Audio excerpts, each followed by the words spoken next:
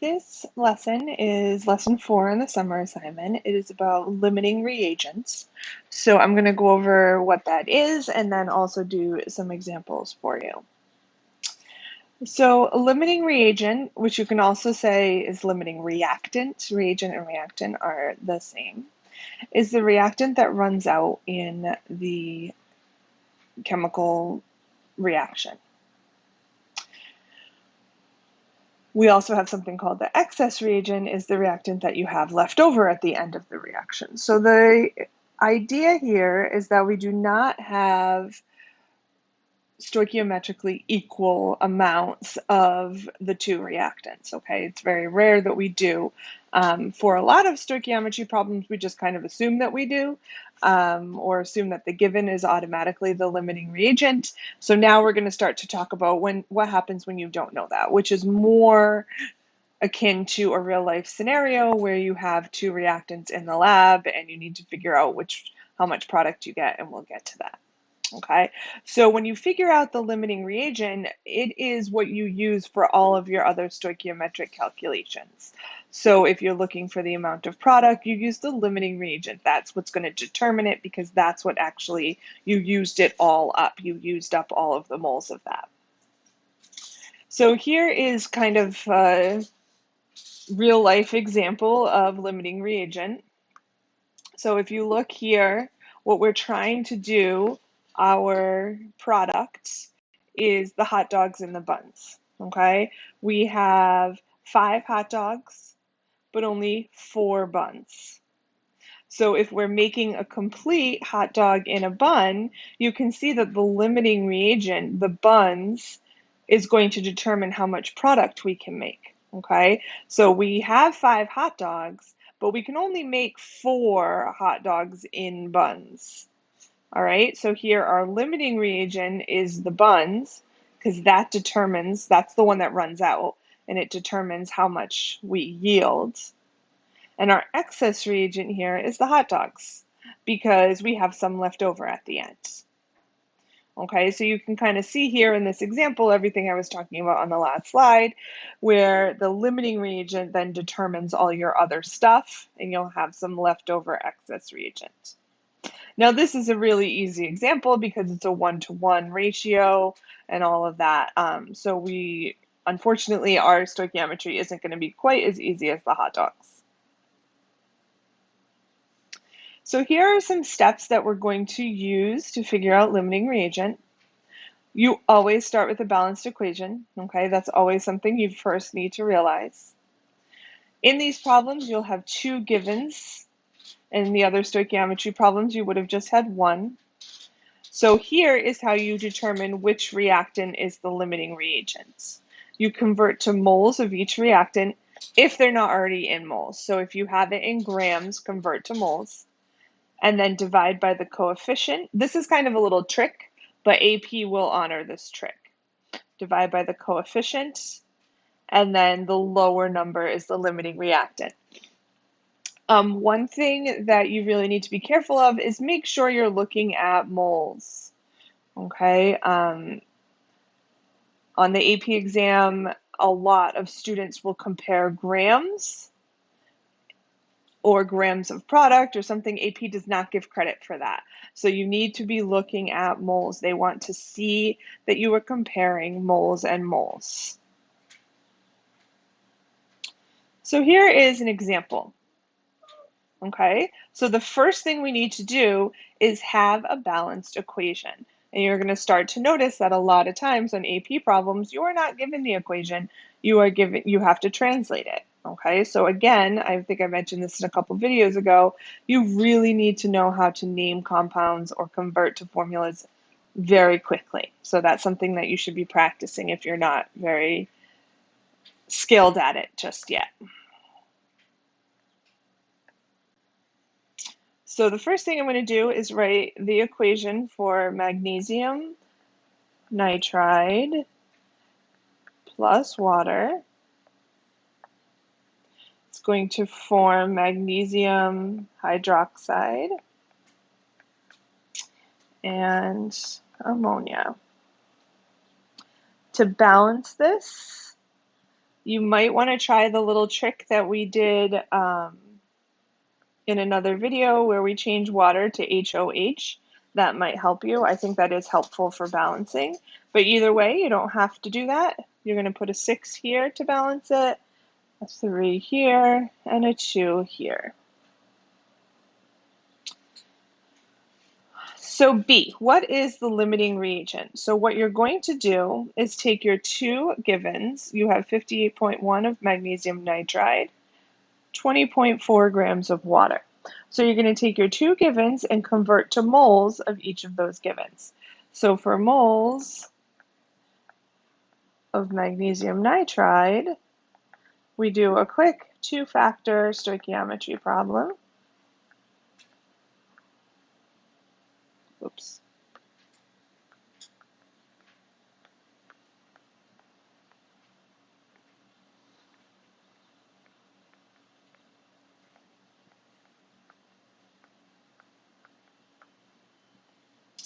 And then we know 1, and the molar mass here is 100.9. So that's going to give us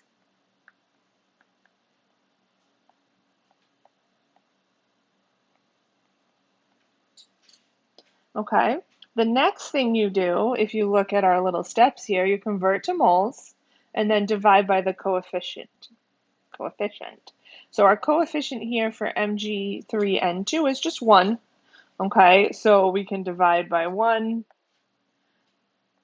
and then the number you're going to be comparing is this. We're going to compare that after we do the same thing for water. So for water, we take our given for water,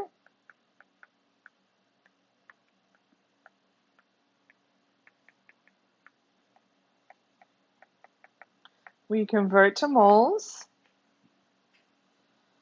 and that comes out to 1.13 moles of water. And then we need to divide by the coefficient for water. So we go up to our balanced equation, and the coefficient for water is a 6.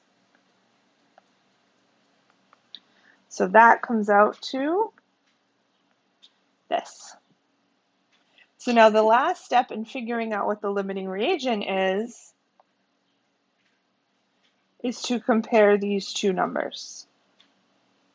Okay, and again, this is just a little trick. There's no real science behind this. It just works out this way. It's an easier way to do it. So you see, obviously, that 0.189 is going to be the smaller number. So that means that H2O is the limiting reagent.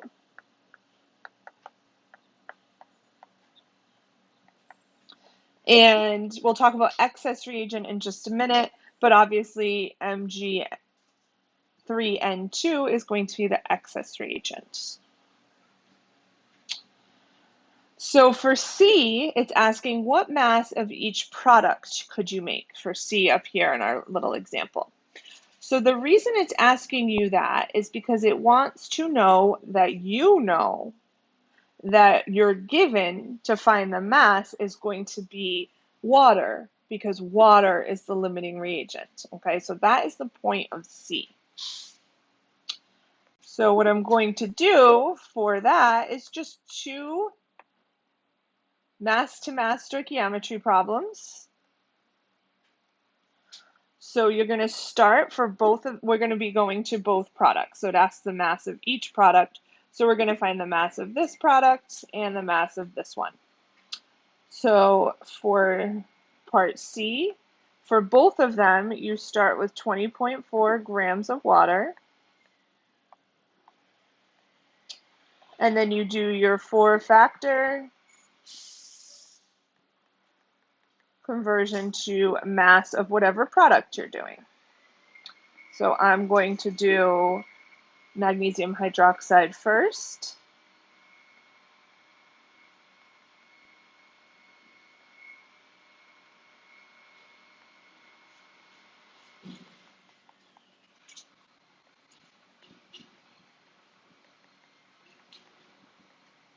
Okay, and then I plug in my numbers.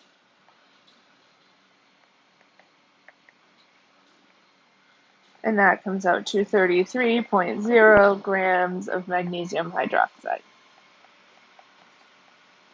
Then I would do the same thing for ammonia, NH3. You're going to notice that the beginnings of these stoichiometry problems are very similar because you're using the same given.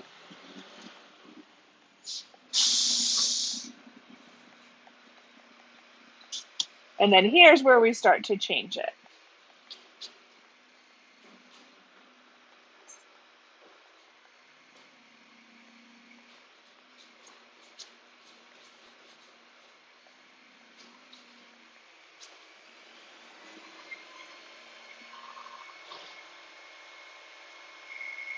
So for C, we have two answers, 33.0 grams of magnesium hydroxide and 6.42 grams of NH3 or ammonia.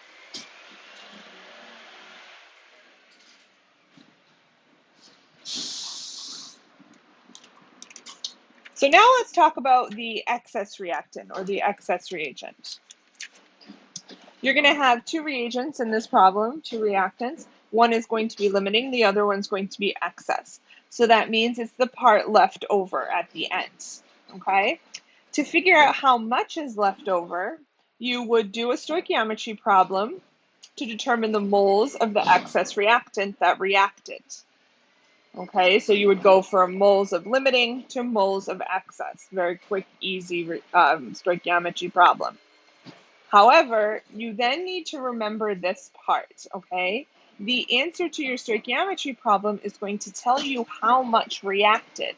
That limiting reactant used up this much. So now you need to go back and subtract to figure out how much is left over. So this is really important. Make sure you're subtracting. You just want to, and that's a big difference between AP and honors chem. You want to think about what these numbers actually mean as you're going through it. Okay, so consider the reaction of phosphoric acid reacting with aluminum to produce aluminum phosphate and hydrogen gas. So the first thing you do is write the balanced equation. So we have phosphoric acid, aluminum, and then that gives us aluminum phosphate and hydrogen gas. Balance it.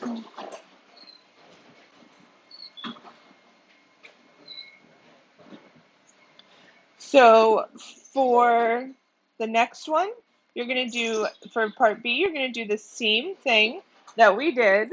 It's just that the other one is going to be the answer because this time it's asking us which reactant is in excess. So you're going to do exactly what we did before, where you take each given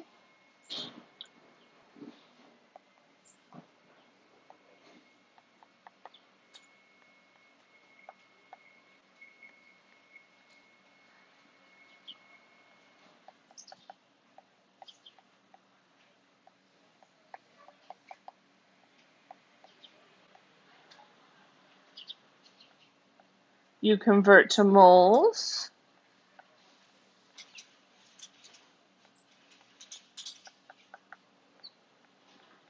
and then you divide by the coefficient, so that's why we make sure we have a balanced equation.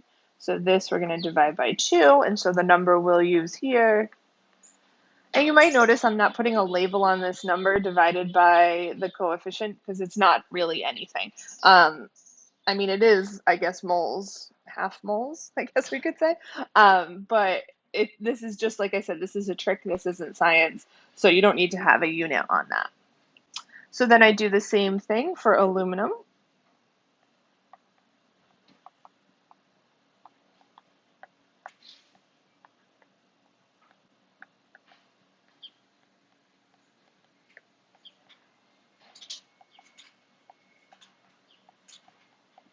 And the coefficient for aluminum here is also 2. So I divide by 2. And then I figure out which one is the limiting reactant by comparing these two numbers. Okay, so we can see that phosphoric acid is the limiting reactant, and you can write LR. But that's not what the question is asking, okay? The question is asking what reactant is in excess. So that just means the other one. Al is excess reagent.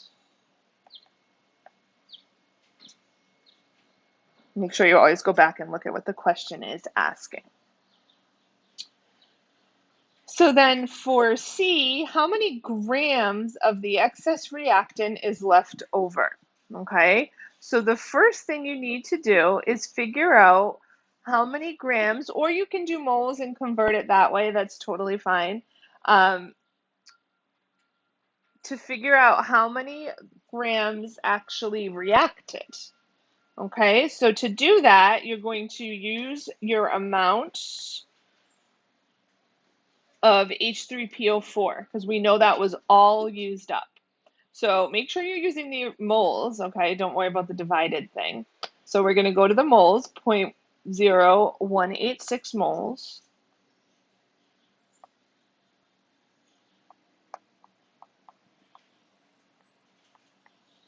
Of phosphoric acid. And we're going to convert to grams of aluminum. So that's going to tell us how many grams of aluminum reacted with our amount of phosphoric acid.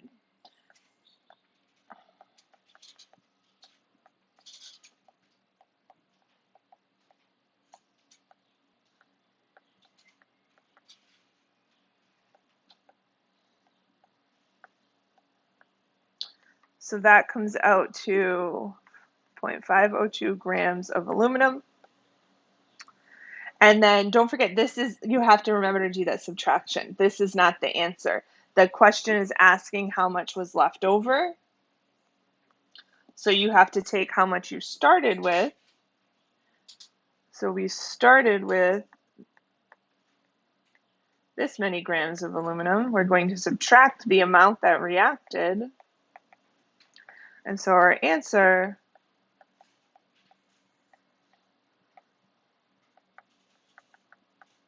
you don't need to write leftover, but I'm doing that just for clarity.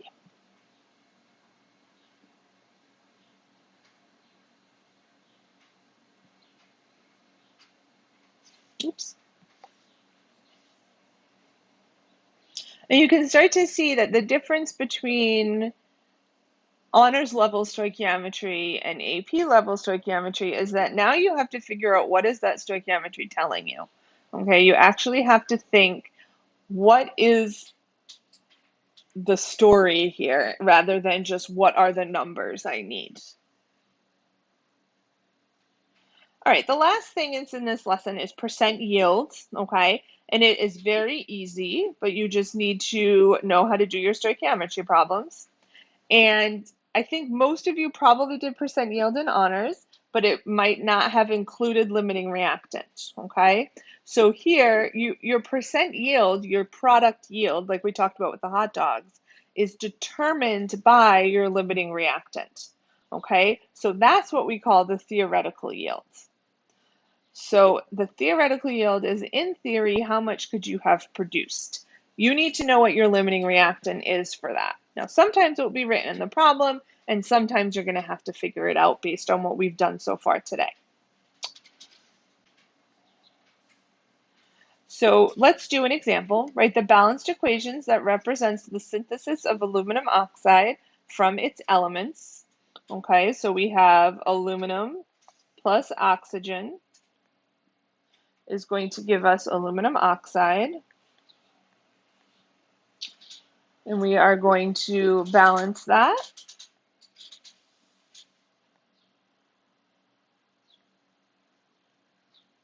Determine the percent yield of aluminum oxide if you started with 10 grams of aluminum and as much oxygen as necessary. So what that is telling you, sometimes it will say as much oxygen is necessary or oxygen in excess or anything like that. That is telling you that the aluminum is the limiting reagent here.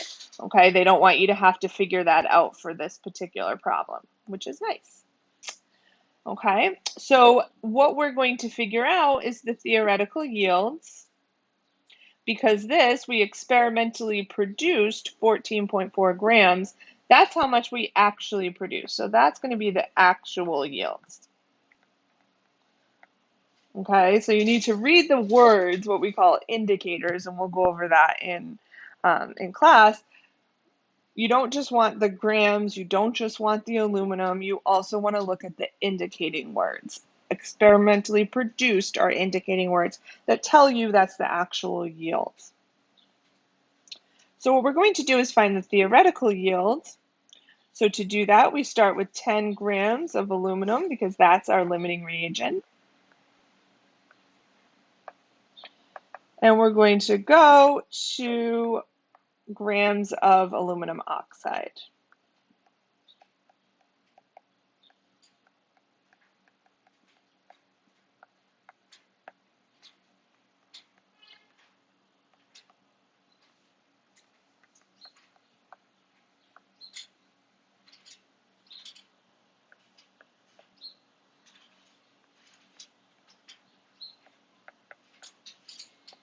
So that's going to give us 18.9 grams of Al2O3. This is our theoretical yields.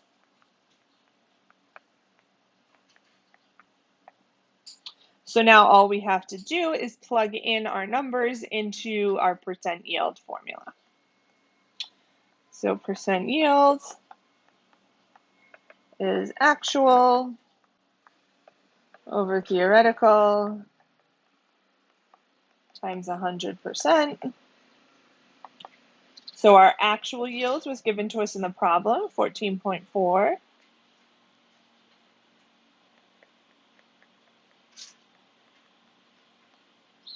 Our theoretical yield comes from our stoichiometry.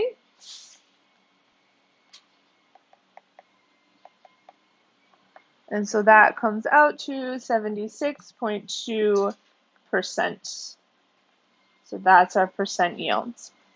Now, invariably in honors, if I put the percent sign here, I get some students asking me how they put that in their calculator. I don't know if you folks are past that or not, but just in case you don't put that in the calculator, okay, that is how the formula will be written. So I want you to be familiar with that. But you just put the 100, the percent, it almost functions as like a unit. You wouldn't put like meters or grams in your calculator. The percent is the same way. And that's it for lesson 4.